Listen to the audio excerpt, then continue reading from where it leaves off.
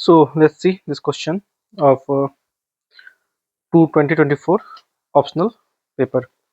तो यहाँ क्वेश्चन क्या पूछ रहा है कि so the question is the expansionist tendency of current Russian regime indicates the intention of the realization of greater what is greater Russia on the lines of Soviet era।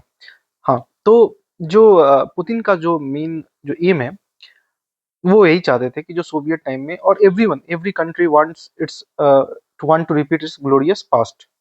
ये India के साथ भी है, ये रसिया के साथ भी है, ये अमेरिका के साथ भी है। ट्रम्प का भी जो आप स्टेटमेंट देखते हैं वो है make great America great again.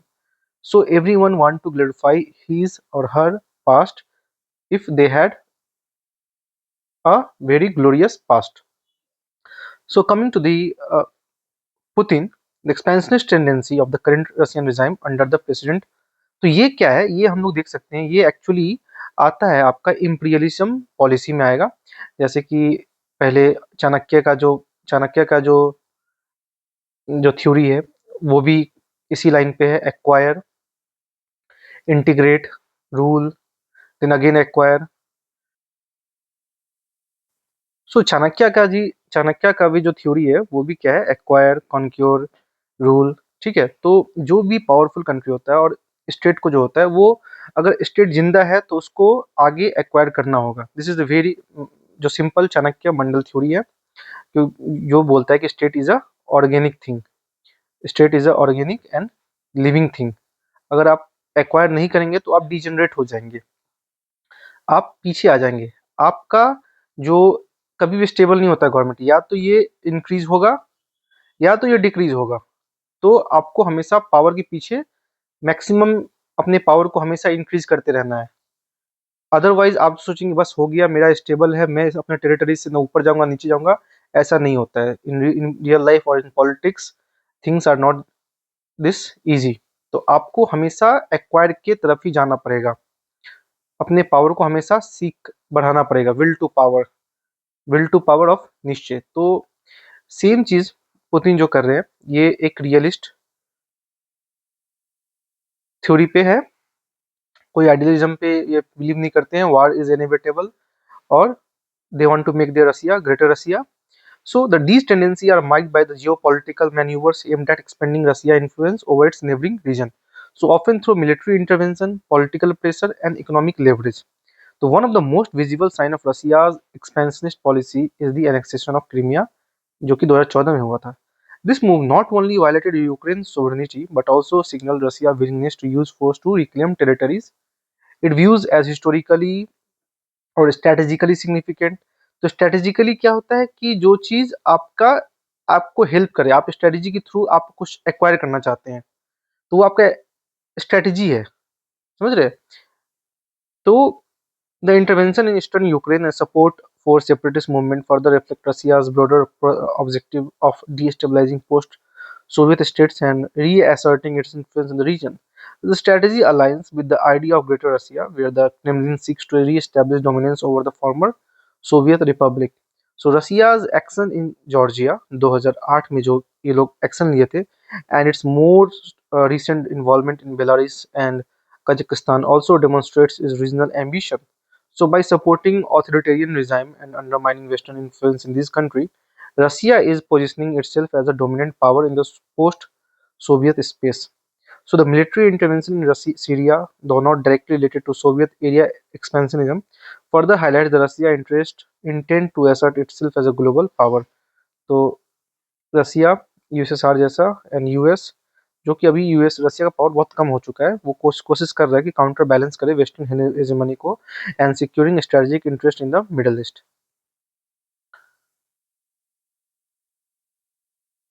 So the Eurasian Economic Union, a regional economic bloc led by Russia, is another instrument through which Moscow seeks to expand its influence, while not directly analogous to Soviet Union. So EAU aims to integrate economics of former Soviet states under Russian leadership, thus expanding Russia's economic and political reach.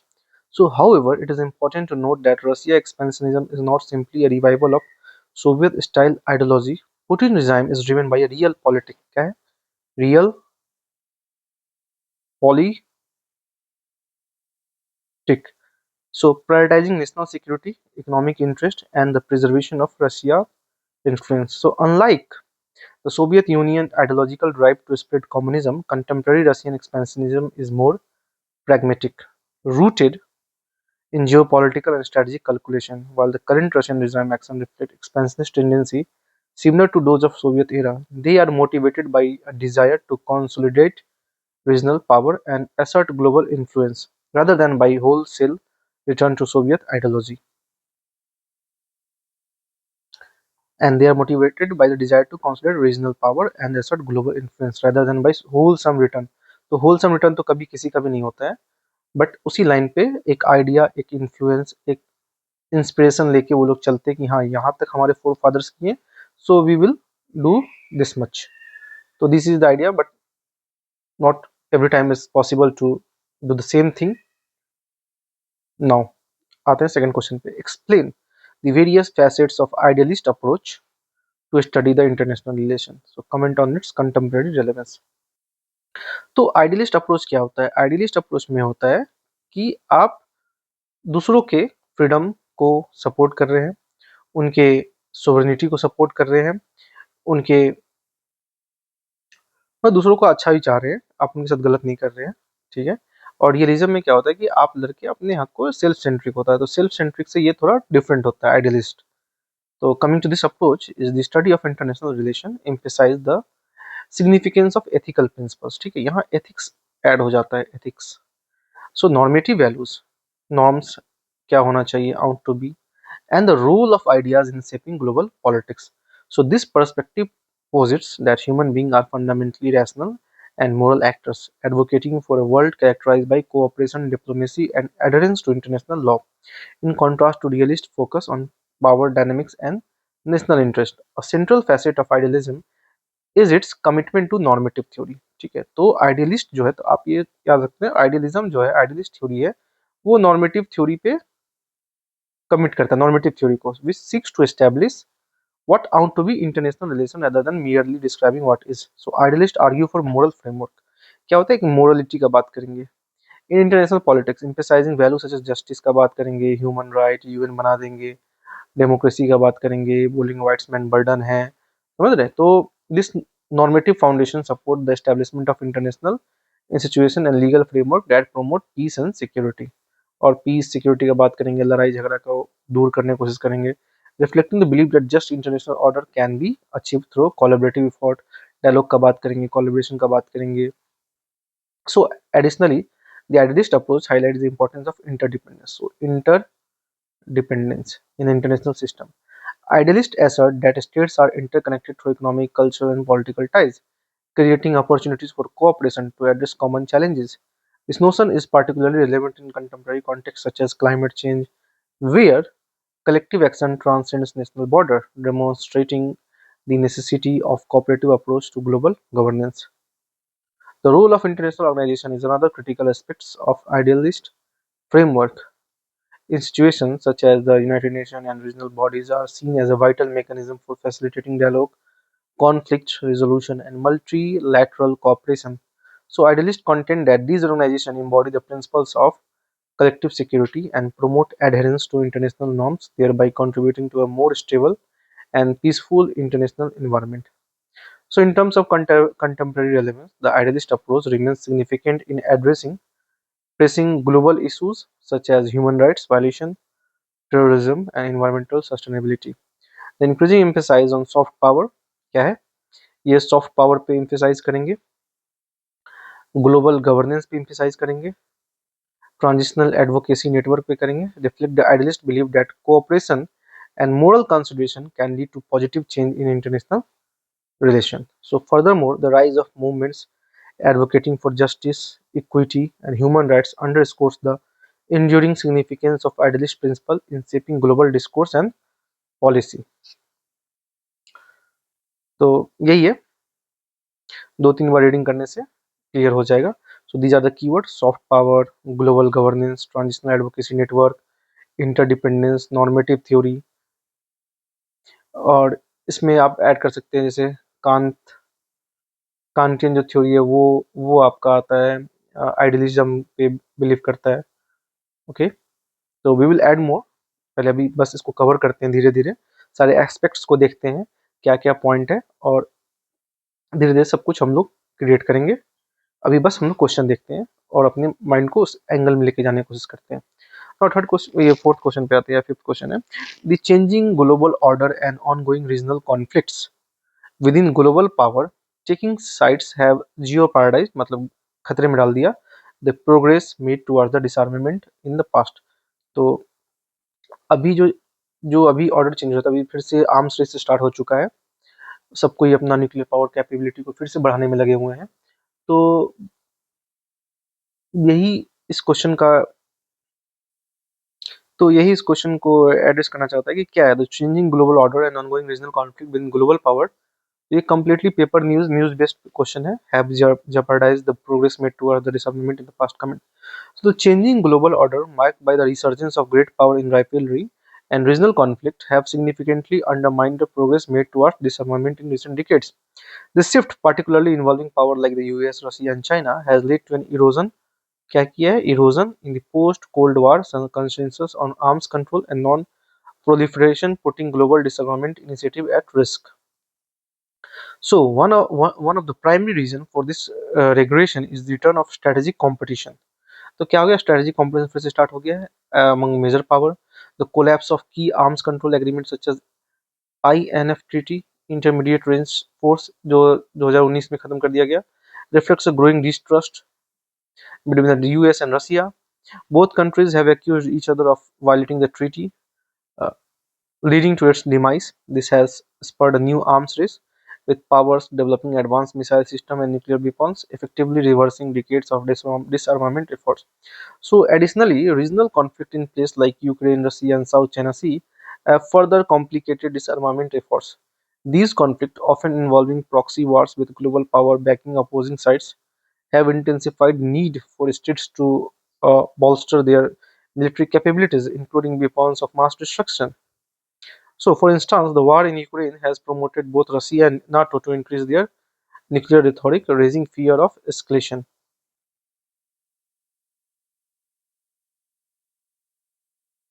So, the rise of China as a military and economic power has also challenged the existing disarmament framework.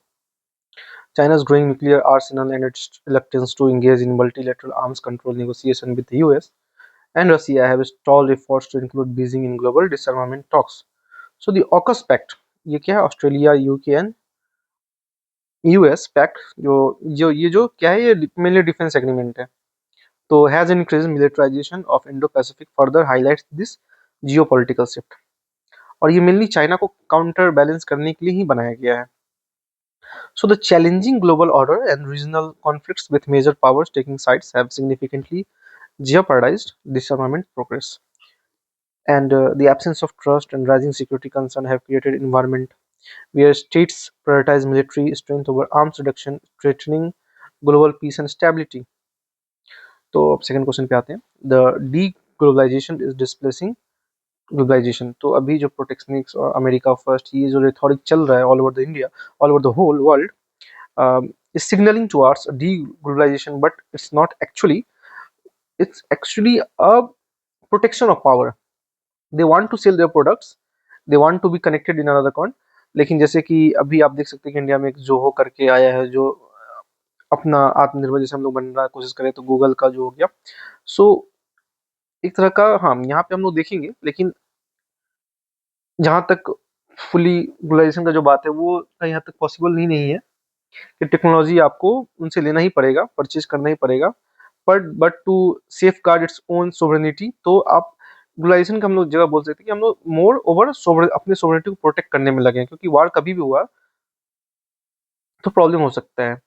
जैसे कि हम लोगों ने TikTok ban किया, तो क्यों ban किया, strategic वजह से, कि चाइना जो है उनके they have some hidden intent, वो कभी आगे चल के उसको एज यूज कर सकते हैं मिलिट्री के थ्रू। जैसे कि आप देखे होंगे ईरान में उनके जो सुप्रीम लीडर थे, उनको अटैक से मतलब टेक्नोलॉजी के थ्रू मारा गया।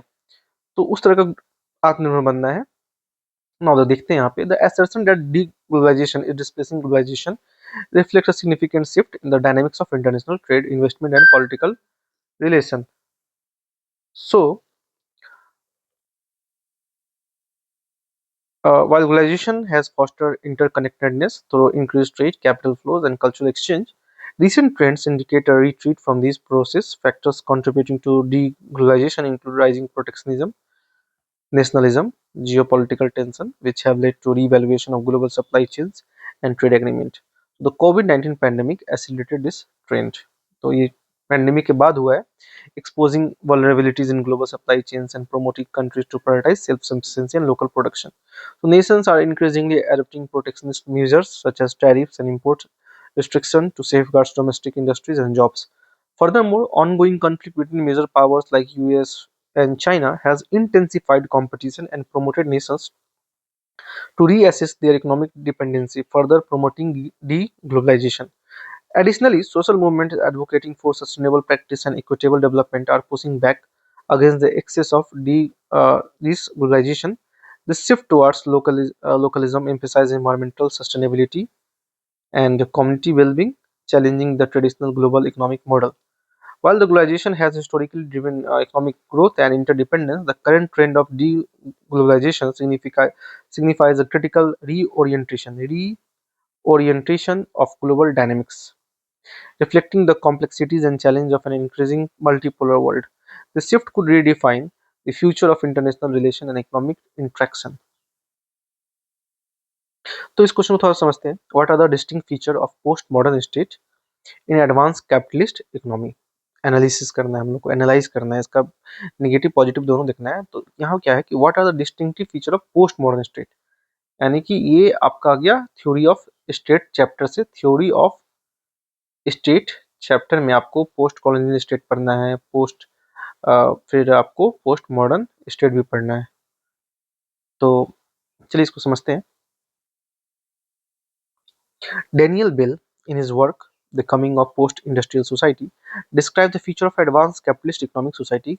Core tenet: absence of ideology and development based upon industrial growth. End of ideology. क्या बोल रही है कि जो describe the feature of advance, ठीक है, एंड ऑफ आइडियोलॉजी थ्योरी को दिया गया कि अब इसके बाद कोई और आइडियोलॉजी नहीं है, ये जो last capitalism the last ideology which has survived.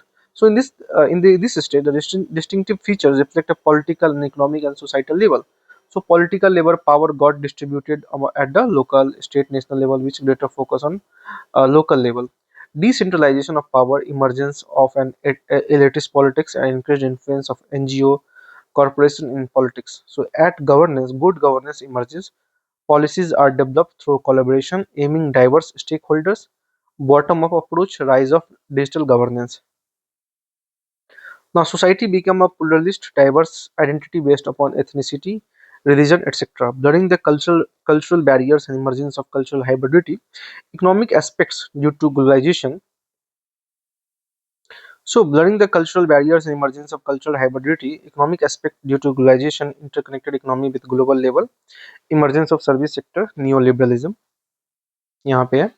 This society is further characterized by scientific rationalism, universalism, individualism over collectivism. However, this advanced capitalist economy has come under threat due to 2008 economic crisis, 9/11 attack, COVID pandemic. This caused supply chain disruption, jobless, economic slowdown, protectionism, and America first, the emergence of right-wing politics, different century in Europe. Another emerging threat due to deep dependence upon digital governance, breakdown of data privacy, civil liberty, and cybercrime. Therefore, French President Emmanuel Macron called for thinking the unthinkable. So these from where these lines are emerging, ये आ रहे हैं आपके newspaper से. So do read the international news. क्या उनका statement आ रहा है, क्या बोल रहे हैं. यहाँ पे बेसिकली यही है कि पोस्ट मॉडर्न स्टेट है, एडवांस कैपिटलिस्ट इकोनॉमी. तो पोस्ट मॉडर्न स्टेट का जो, तो इस क्वेश्चन को देखते हैं. क्वेश्चन क्या है, what was the limitation of NAFTA. तो how did it replace the United Nation Mexico Canada agreement, counter them, explain. तो नाफ्टा बेसिकली एक रीजनल ग्रुपिंग है जो कि यूएसए बेस्ड है. Not an economic integration but a trade agreement between developed USA, Canada and developing Mexico countries. So due to the inherent limitation like chapter 2 USA administrative issue, it got replaced by Trump and with United Nations Mexico Canada agreement. So due to this free agreement, many MNCs benefited. However, the Trade and Labor Union of Canada USA strongly opposed due to the fear of jobs, as in Mexico, lower labor cost. So administrative issue related to NAFTA, like proposed by Bush administration, implemented by Clinton administration, Obama throw in favor. However, Trump called it as the worst trade deal ever, as reduction to tariff gives opportunity to enter another country, China, from Mexico, Canada, in USA market. So according to RD Copian, USA has been ignoring the challenges to its hegemony in its backward, as a prosperous border gives opportunity to non-state actors to enter into USA. So another issue related to Chapter 17 of this agreement, as it favors individual cooperation and disproportionate distribution of benefit between the nations.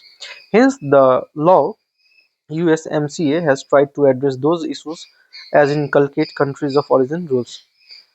Automobiles must have 75% component manufactured in USA.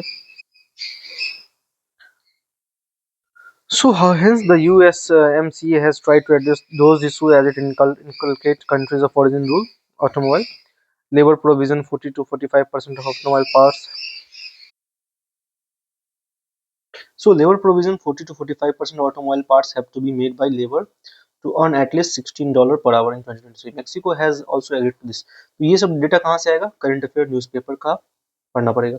So dairy market access, more access to USA farmers to Canada dairy market. So this agreement also includes intellectual property, digital trade, and 16 years of sunset clause. क्या है? 16 years of sunset clause. So hence the implication of this agreement is interlinking trade relation between countries along with good relationships. Now discuss the major recent social movements related to physical rights of movements women in various countries of the world. In recent years, social movements advocating for physical rights of women have gained momentum across the globe.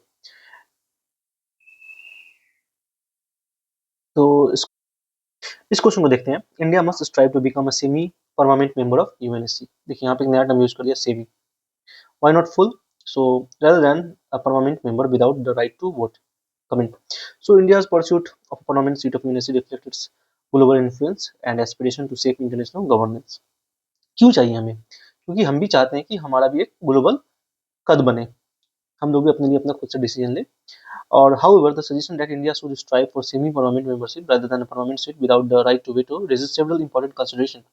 So permanent members में और क्या होगा और semi में क्या होगा? तो permanent member without veto लेते हैं symbolic seat. While it would recognize India's growing global stature, it would not provide the influence that a P5 enjoys in the critical decision making. So advantage of semi-permanent membership क्या है? Semi-permanent membership, on the other hand, could provide India more regular and substantive involvement in UN affairs. Although not a permanent seat, it would give India recurring influence and follow for frequent participation in key decisions. This could enable India to contribute significantly to global security matters without being sidelined by veto power. However, India's aspirations are rooted in desire to reshape the UNSC to reflect modern geopolitical realities. C. Raja Mohan also argues for inclusion of India as a permanent member of UNSC, citing its role in global affairs with its growing economics and political clout. Settling for semi-permanent seat could undermine India's ambition for a more equitable global order. While semi-permanent membership offers practical benefit, it may seem as a compromising India's long-term goal of achieving full recognition and influence with UNSC. तो यहाँ तक रहने देते हैं.